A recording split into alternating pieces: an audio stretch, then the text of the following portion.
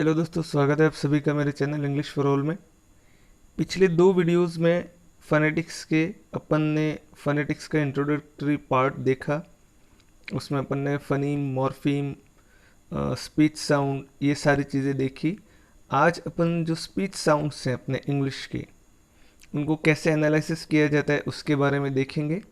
चलिए बढ़ते हैं आगे अपन। दोस्तों, इस वीडियो में मैंने आपको बताया था कि हम फ़ोनेटिक्स के अंदर साउंड्स की चर्चा करते हैं, और वो भी कौन से साउंड? Speech sounds.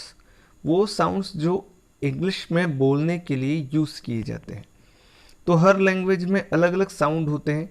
इसी तरह से अपने इंग्लिश में टोटल साउंड्स जो होते हैं, ध्वनियाँ जो होती हैं, वो कितनी होती हैं, ये अपन को विशेष ध्यान रखना है। वो होते हैं 44 साउंड्स होते हैं अपने। ये अल्फ़ाबेट्स नहीं दोस्तों, अल्फ़ाबेट्स 26 हैं अपने, लेकिन जो साउंड्स हैं वो टोटल अपने कितने? 44 साउंड्स। अक्सर क्वेश्चन इसी रिलेटेड पूछे जाते हैं कि भाई इंग्लिश में स्पीच साउंड्स कितने हैं। तो ध्वनियाँ जो है अपनी टोटल वो है 44। अल्फ़ाबेट की बात नहीं कर रहे हैं अपन, साउंड्स की बात कर रहे हैं। तो 44 साउंड्स हैं। उन 44 साउंड्स को दो भागों में बांटा गया है। किस तरह से बांटा गया है? वोवेल साउंड्स और कॉन्सोनेंट साउंड्स, जिनको अपन स्वर और व्यंजन बोलते हैं। तो टोटल साउंड्स अपने कितने हैं? 44। उनको दो भागों में बांटा गया है। एक तो है अपना वोवेल साउंड्स, जिसको अपन स्वर बोलते हैं, और दूसरे जो है वो अपने कॉन्सोनेंट्स, जिनको अपन व्यंजन बोलते हैं। तो वोवेल साउंड्स कितने हैं? 20। संख्या आपको याद रखनी है, ये विशेष ध्यान में रखना है आपको। There are 44 speech sounds in English, and these 44 sounds are divided into two category. First one is vowel sounds, they are 20 in numbers, and 24 are consonant sounds. 24 क्या है? consonant sounds है। ओके, अब अपन ये देखते हैं कि vowel sounds किसको बोलते हैं और consonant sounds किसको बोलते हैं। तो सबसे पहले बात करते हैं अपन, first we talk about vowel sounds। तो sounds that are produced without friction are called vowel sounds. They are also called frictionless sounds. दोस्तों, मैंने आपको बताया कि जो स्पीच साउंड होते हैं वो अपन कैसे क्रिएट होते हैं। वो अपना एयर मैकेनिज्म जो होता है, मैंने आपको बताया था pulmonic egressive air stream mechanism अपन यूज़ करते हैं। वो एयर जो अपने शरीर से बाहर निकलती है CO2 के रूप में, उससे अपन स्पीच साउंड क्रिएट करते हैं। तो ऐसे साउंड्स जो बिना किसी फ्रिक्शन के, यानी बिना किसी कंपन के उत्पन्न होते हैं। और कंपन तब उत्पन्न होता है जब कोई न कोई हवा जो है वो किसी से टकराती है। मतलब अपने ऑर्गन्स जो हैं, स्पीच ऑर्गन्स, जो अपन ने पिछले वीडियो में बात की थी, उनसे अगर टकराती है और उस समय जो साउंड क्रिएट होते हैं वो कहलाते हैं वोवल्स। मतलब उनसे टकराते हैं तो फ्रिक्शन उत्पन्न होता है। लेकिन कुछ साउंड ऐसे होते हैं जो बिना किसी स्पीच ऑर्गन की सहायता से, बिना फ्रिक्शन के उत्पन्न होते हैं, वो कहलाते हैं वोवल साउंड्स। यानी जिनमें कंपन उत्पन्न नहीं होता है, फ्रिक्शन नहीं होता है। कॉन्सोनेंट साउंड्स वो होते हैं sounds that are produced with friction, यानी जब कोई ना कोई फ्रिक्शन हो, जब कोई ना कोई कंपन उत्पन्न होता है, उस समय जो साउंड उत्पन्न होते हैं वो कहलाते हैं कॉन्सोनेंट साउंड्स। ओके, तो इस तरह से अपन ने स्पीच साउंड्स को दो भागों में बांटा, वॉवल साउंड्स और कॉन्सोनेंट साउंड्स। अब पहले अपन सबसे पहले क्या करते हैं, अपन कॉन्सोनेंट साउंड्स की बात करते हैं। इसके पहले दो टर्म हैं वो मैं आपको बताना चाहता हूँ, इससे रिलेटेड क्वेश्चन भी आ चुके हैं। एक टर्म है IPA, जिसकी फुल फॉर्म होती है इंटरनेशनल फोनेटिक अल्फ़ाबेट। इसकी एक और भी नाम दिया गया है, इंटरनेशनल फोनेटिक एसोसिएशन, लेकिन फिर भी अपन को यही इसकी एग्जैक्ट टर्म है, इंटरनेशनल फोनेटिक अल्फ़ाबेट। ये फर्स्ट ग्रेड में भी एक बार आ चुका है ये क्वेश्चन कि IPA की फुल फॉर्म क्या है। और एक दूसरा साउंड आपको आएगा, सॉरी दूसरी जो टर्म आएगी वो होगी RP। अपने जितने भी साउंड्स हैं 44, उन सारे साउंड्स को received pronunciation sounds, RP sounds कहा गया, रिसीव्ड प्रोनाउंसिएशन साउंड्स। तो ये दोनों चीज़ें अपन को ध्यान में रखनी है।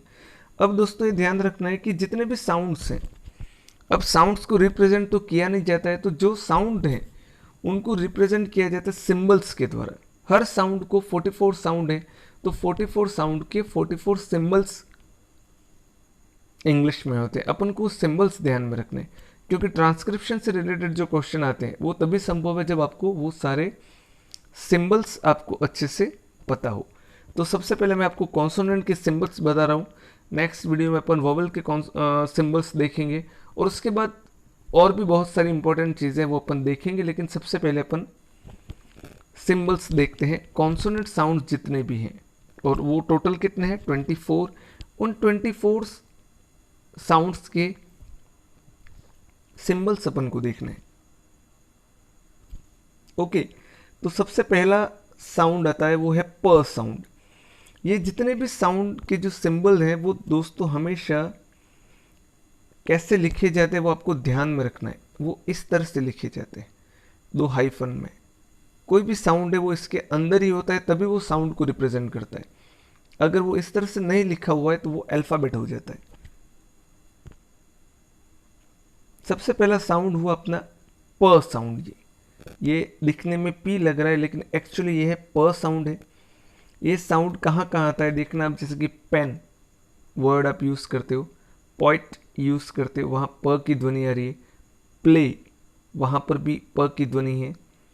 पेन, यहाँ पर भी प की ध्वनि है। पीस, यहाँ पर भी प की ध्वनि है। और पुअर, तो यहाँ पर आपने देखा कि यहाँ हर जगह किस की ध्वनि आ रही है, प साउंड है। यहाँ पर ये जो साउंड है वो कौन सा है, प की ध्वनि है। ये हर जगह इनिशियल वर्ड के इनिशियल साउंड में आ रहा है प। उसके बाद दूसरा कॉन्सोनेंट साउंड आता है अपना ब की ध्वनि है, जैसे कि बट, बॉय, बी, बैंड, बस, बिग। तो उसका जो है सिंबल है वो ये है जो मैंने स्लैश के अंदर लिखा हुआ है, ठीक है ना। इसके बाद नेक्स्ट आता है अपना ट की ध्वनि है, जैसे कि टॉय, 10, 2, टीयर, टॉस, टब। यहाँ सब जगह इनिशियल स्टेज पर ट की ध्वनि आ रही है। फिर दूसरा फोर्थ अपना कॉन्सोनेंट है वो है ड की ध्वनि है, जिसके dog, do, deep, dull, duty, dig. यहाँ हर जगह आपने देखा होगा यहाँ पर क्या हो रहा है, ये ड की ध्वनि आ रही है यहाँ पर हर जगह, डीप, और ये ड का सिंबल है। ये सारे सिंबल आपको याद होने चाहिए। 24 कॉन्सोनेंट्स के और 20 वॉवल साउंड्स जो हैं उनके जो सिंबल हैं वो आपको अच्छे से मुंह ज़बानी याद होने चाहिए, पहचानने भी चाहिए उनको, ठीक है ना। तो ये ड की ध्वनि है। उसके बाद जो आता है वो है क। ये क की ध्वनि है, जैसे कि कैट में क की ध्वनि आ रही है। काइट, काइट में क की ध्वनि आ रही है। कीप, कीप में क की ध्वनि है। क्लोज, यहाँ पर भी भले ये CL है लेकिन जो साउंड जो आ रहा है वो कौन सा आ रहा है, वो क का आ रहा है। फिर कट, CUT है भले, लेकिन जो साउंड आ रहा है वो क का साउंड है स्टार्टिंग में। कूल, कूल में भी क की ध्वनि है, तो ये क का साउंड है। ये कैसे ट्रांसक्रिप्शन कैसे होता है वो अपन नेक्स्ट वीडियो में देखेंगे, अगले वीडियोस में। फोनेटिक्स दोस्तों मैं चाहूँगा कि आप अच्छे से समझो, इसलिए मैं इसके कम से कम 10 वीडियो तो मैं बनाऊँगा। सारे वीडियोस को आप देखना अच्छे से। तो ये क कितने साउंड आ रहा है। अभी केवल आपको जो कॉन्सोनेंट साउंड्स हैं उनके सिंबल्स जो है वो आपको ध्यान में होने चाहिए। आप सारे इनको नोट कर लेना, प, ब, ट, ड, क। नेक्स्ट अपना जो आ रहा है वो है ग, प, ब, ट, ड, क और ग की ध्वनि। ग में जैसे कि गुड है, गेट, ठीक है। फिर ये वर्ड्स इसको आप हटा देना। गेम है, गाय है, यहाँ पर क्या हुआ, ग की ध्वनि आ रही है, तो ये अपने ग का साउंड हो गया और इसका सिंबल हो गया ये ग। ओके, नेक्स्ट अपन देखते हैं। फिर आता है ये च। ये च की ध्वनि है दोस्तों, ये च का सिंबल है। ये थोड़ा सा डिस्टर्बिंग सिंबल बना है, एक्चुअली मिला नहीं मेरे को कहीं पर, लेकिन ये एक्चुअल होता इस तरह से, आप इसको ध्यान रखना। इस तरह से अपन ने ये सिंबल बनाया, ये ट बनाया अपन ने, और इस तरह से ये बनता है च। ये च की ध्वनि आ रही है। ये वाला जो पोर्शन है यहाँ पर ये थोड़ा सा ऊपर हो गया, लेकिन ये गलत है। एक्चुअली वो इस तरह से होता है, ट और ये इस तरह से मिलके ये च बनता है, च की ध्वनि है ये। तो च की ध्वनि आप देखना, चेन इसमें च आ रहा है, चीप तो च आ रहा है, चैट वहाँ पर भी च आ रहा है, ठीक है ना। तो ये च का साउंड है और उसका सिंबल है। फिर ये ज का साउंड है ये, ठीक है ना। अपन अल्फ़ाबेट की तरह यूज़ करते हैं तो इसको सीधा अपन ऐसे लिखते हैं जे, ओके, या स्मॉल में इस तरह से जे। लेकिन ज की ध्वनि जब आती है तब ऐसे लिखी जाती है वो, है ना। ये सिंबल है इसका, ज का सिंबल है। तो कहाँ पर आ रहा है, जॉय, जग, जैम, जीप। आप इसको इस तरह से समझना जैसे कि ये जग है, जग की स्पेलिंग तो क्या होगी, JUG, जग। तो यहाँ पर आपने 3 क्या किए, अल्फ़ाबेट यूज़ किए। लेकिन अगर उसको ट्रांसक्रिप्ट मतलब उसका करना है ट्रांसक्रिप्शन, तो आप कैसे लिखोगे इसको, आपको साउंड से करना है। तो ये ज हो गया, ये अ की ध्वनि है जो ऑल साउंड्स में अपन देखेंगे, मैं आपको बताऊंगा। और ग साउंड जो अपने कॉन्सोनेंट अपन ने देखा। तो ट्रांसक्रिप्शन जब अपन करेंगे तब अपन को सिंबल्स के थ्रू करना है। तो ये जग, ये तो उसकी स्पेलिंग लिखी अपने अल्फ़ाबेट से, और ये उसका आपने ट्रांसक्रिप्शन किया। मैं अभी ट्रांसक्रिप्शन पे ध्यान नहीं रहा हूँ, अभी मैं केवल आपको सिंबल्स बता रहा हूँ, कॉन्सोनेंट के सिंबल्स।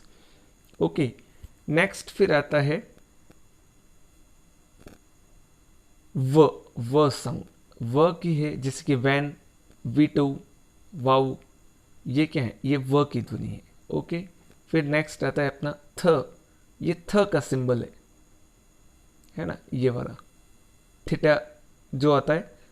एक्चुअली अपन अल्फ़ाबेट की तरह लिखते तो TH लिखते हैं थ की ध्वनि के लिए, लेकिन जब सिंबल की बात करोगे तो आप ऐसे लिखोगे इसको, थ। जैसे कि थिंक, थैंक, थिन, थिंग, क्या हर जगह कौन सी ध्वनि आ रही है, थ की ध्वनि आ रही है। ओके, फिर नेक्स्ट आता है अपना द, ये द की ध्वनि, ये कैसे बनता है मैं आपको बताता हूँ। द जो है इस तरह से, पहले अपन यूं करेंगे फिर यूं, तो ये हो गया, ये द की ध्वनि होती है, ठीक है ना, ये मिला हुआ रहेगा इस तरह से। तो ये द की ध्वनि है।